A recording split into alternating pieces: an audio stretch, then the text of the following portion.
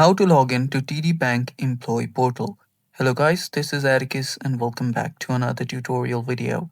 In today's video, I'll teach you guys how you can log in to TD Bank Employee Portal. So without any further ado, let's dive right into it.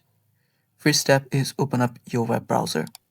After you open up your web browser, you'll simply have to search for TD Bank Employee Portal. You can also type in login as well. And after you do that, there you'll see TD Bank's login website. This is the one right here, tdwealth.td.com. Head over here. After you head over to this website, there you'll find an option that says, "Are you an employee? Log in here." Tap on that simply, and it will redirect you to another page. So if you're an employee, you'll simply have to log in through this login page. So simply type in your username and then your password and then tap on sign in and you'll get logged in into your account. And it's that simple, and that's basically all for today's video.